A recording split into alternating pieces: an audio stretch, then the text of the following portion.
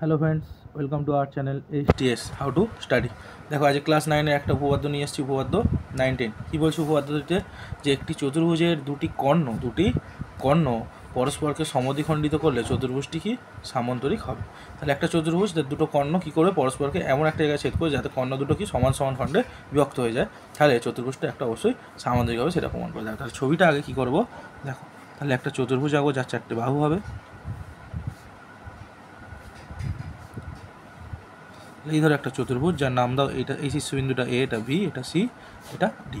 এখন এই চতুর্ভুজটা বলেছে দুটো কর্ণ, তাহলে এই একটা কর্ণ আমরা জানি এ আর সি, আর এই একটা কর্ণ বি আর ডি। এই দুটো কর্ণ পরস্পরকে ধরো ওই বিন্দুটা, এই বিন্দুটার নাম হচ্ছে ও বিন্দুতে ছেদ করেছে। তাহলে কী হয়েছে, এই এওটা আর ওসিটা অর্থাৎ একটা খণ্ড দুটো সমান খণ্ডে ভাগ হয়েছে, এও আর ওসি সমান হবে, এবং বিও আর ওডি অর্থাৎ এই বিডিটা এই মাঝখান থেকে দুটো খণ্ডে বিও আর ওডিতে ভাগ হয়েছে। তাহলে এটাই পদার্থে লিখবো। পদার্থে কি লিখবো? ধরি A B C D চতুর্ভুজটির AC O BD, AC R BD কর্ণ দুটি পরস্পরকে একে অপরকে আর কি পরস্পরকে ও বিন্দুতে সমদ্বিখণ্ডিত করে সমান খণ্ডে ভাগ করেছে, সমদ্বিখণ্ডিত করেছে। সমান খণ্ডে ভাগ করার মানে হচ্ছে দুটো সমান সমান খণ্ডে ভাগ হচ্ছে, অর্থাৎ কী লিখবো, অর্থাৎ এই এওটা আর ওসিটা সমান হবে, দুটো খণ্ডে ভাগ হয়ে গেছে। তাহলে এও সমান ওসি ও আর একটা কোনটা এই বিও আর ওডিটা ভাগ হয়েছে, তাহলে বিও সমান ওডি। তাহলে এটাই পদার্থ, যা বললাম ওটাই লেখা হলো। তাহলে এবার কি যেটা বলা হচ্ছিল অ্যাকচুয়ালি, তাহলে পদার্থর পরে আসে কি প্রামাণ্য বা প্রমাণ করতে হবে। তাহলে প্রামাণ্যটা কি? প্রামাণ্য বলেছে এই চতুর্ভুজটা কী হবে, একটা সামান্তরিক। তাহলে এ বি সি ডি চতুর্ভুজটি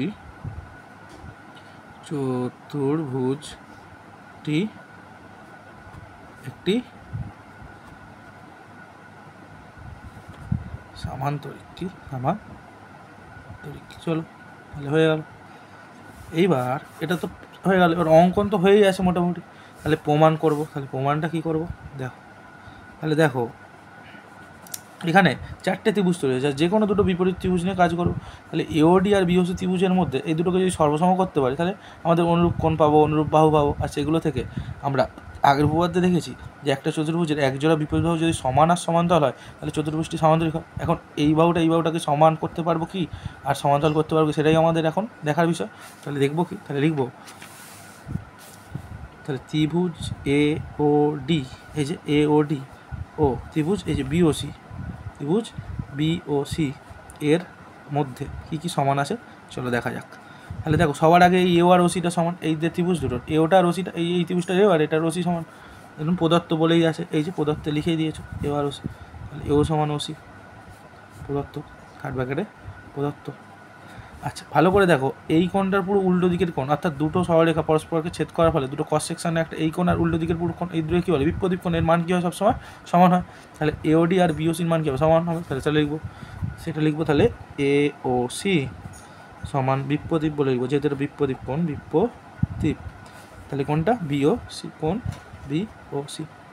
আবার দেখো এই দিকের কর্ণটা কি বিও আর ওডি, এই দুটো তো সমান, তাহলে এই ত্রিভুজটার এটা আর এই ত্রিভুজটার এটা সমান, অর্থাৎ তাহলে লিখবো কি বিও সমান ওডি। তাহলে এটাও পদার্থ। তাহলে ভালো করে দেখো দুটো ত্রিভুজ, দুটো করে বাহু, একবার এটা সমান, এটা সমান, আর একটা কোণ সমান, তাহলে কোণ বাহু সাথে এই ত্রিভুজ দুটো কী হয়ে যাবে, সর্বসম হয়ে যাবে। তাহলে লিখবো অতএব ত্রিভুজ এ ও ডি সর্বসম ত্রিভুজ এই বিওসি। তাহলে কী সত্ত্বে হলো, বাহু কোণ বাহু বা এস সাইড অ্যাঙ্গেল সাইড, আমি এখানে লিখে দিচ্ছি বাংলায় বাহু কোণ আর বাহু শর্তে। তাহলে যেই ত্রিভুজ দুটো সর্বসম হলে সব কিছু এখন তো সমান হয়ে যাবে না। তাহলে এই ত্রিভুজটা সর্বসম, তাহলে দেখতেই পাচ্ছ এই ত্রিভুজটা এই বাহুটাও তাহলে কী হবে সর্বসম, কারণ এর অনুরূপ বাহু। তাহলে লিখবো অতএব বিসি এডি সমান বিসি, অতএব এডি সমান বিসি। কেন এডি সমান বিসি, তাহলে এই দুটো কি সর্বসম ত্রিভুজের অনুরূপ বাহু। তাহলে ব্যাকেটে লিখে দেবো সর্বসম ত্রিভুজের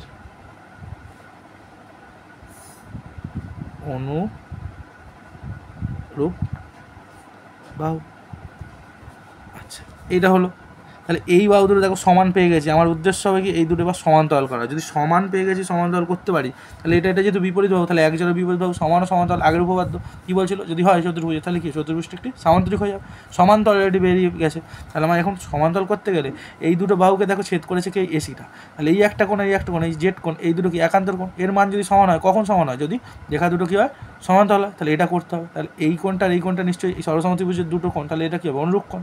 তাহলে আমি লিখবো কি, অর্থাৎ ওএসি বা এই সিও সিএডি যাই করো, এই বাহুটাকে বাড়াও ছোটো করো যাই করো, এই কোণটা তো এখানেই থাকবে না, তাহলে আমি লিখবো ওএডি এই কোণটা সমান ও সি বি এই কোণটা কী হবে অনুরূপ কোণ। তাহলে লিখে দেবো অতএব কোণ ও এ ডি সমান কি ও সি বি। কেন করছি, কারণ এই দুটো আমার একান্তর কোণ হবে, আর এই দুটো যেহেতু একই দুটো ত্রিভুজের সর্বসমত্রিভুজের কোণ, তাহলে এর অনুরূপ কোণ, তাহলে এই কোণটা কী হবে সমান হবে, আর সমান যখনই হয় একান্তর কোণ, তার মানে যে রেখা দুটোর মাঝখানে এই রেখা দুটো নিশ্চয়ই সমান্তরাল। তাহলে ও এডি আর ও সি বি, তাহলে কী হবে ও সি বি, এটা কি সর্বসম ত্রিভুজের অনুরূপ কোণ, সর্বসম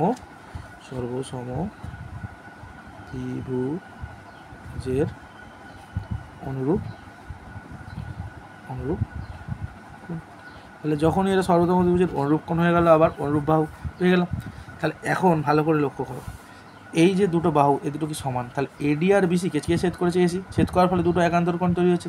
কোনটা এই সিএডি বা যেটাকে তুমি ওএডি লিখতে পারো, এবং আরেকটা কোণ কি এই এসিবি বা ওসিবি যাকে লিখতে পারো, কারণ এই বাহুটা বাড়াও কমো কোণটা তো এটাই থাকবে না, তাহলে এই দুটো কি একান্তর কোণ, আবার এই দুটো কি অনুরূপ কোণ, এদের মান সমান, তাহলে একান্তর কোণ দুটোর মান সমান, তার মানে নিশ্চয়ই এই রেখা দুটো সমান্তরাল, তাহলে সেটাই লিখবো। তাহলে লিখবো এডি ও বিসি, আবার তাহলে লিখবো আবার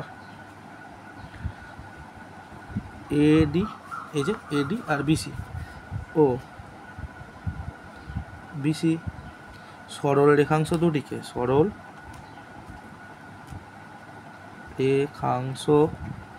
দুটিকে কে ছেদ করেছে, এই যে এসি ছেদ করায় দুটি একান্তর কোণ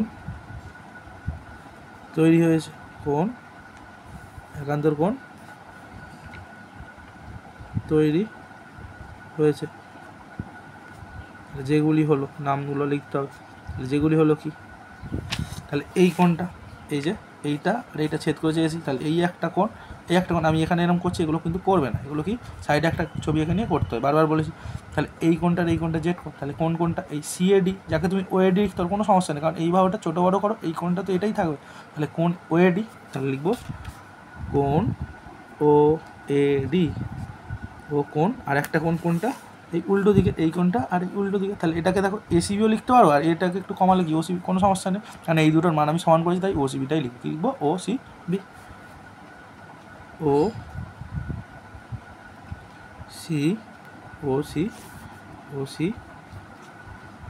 বি, তাহলে ও সি বি। এখন তাহলে এই দুটো একান্তর কোণ, আবার এই দুটোর মান কি বলেছে সর্বসম্মত, এই যে ওএডি আর ওসিবি কি মান কি অনুরূপ কোণ বলে সমান, যেহেতু সর্বসম্মতিভুজ তাহলে এদের মান অনুরূপ কোণ সমান হয়েছে, আবার এই দুটো একান্তর কোণ, তাই তো। আবার তাহলে লিখবো আবার এদের মান সমান, এটাকে লিখবো অর্থাৎ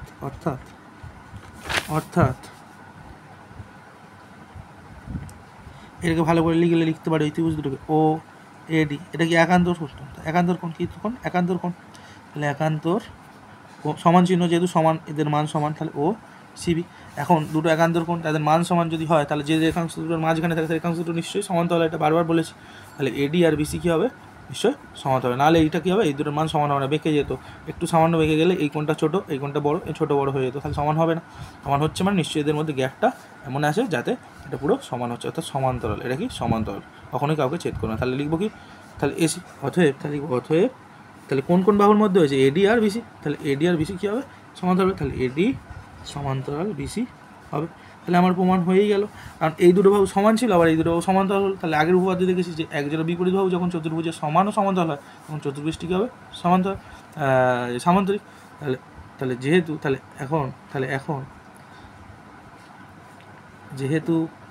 তাহলে এইটা কি এবিসিডি চতুর্ভুজের অংশ, তাহলে এবিসিডি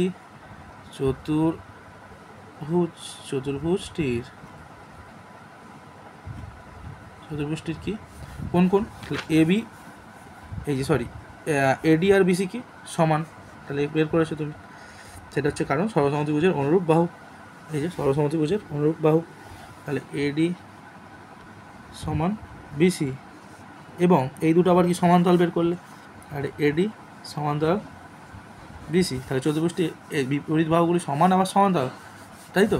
অতএব এবিসিডি চতুর্ভুজটি কী হবে সমান্তরাল, কারণ আগের উপপাদ্য দেখেছি একজোড়া বিপরীত বাহু যখন সমান ও সমান্তরাল হয় কোনো চতুর্ভুজে, সেই চতুর্ভুজটি কী হয় সমান্তরিক। অতএব এবিসিডি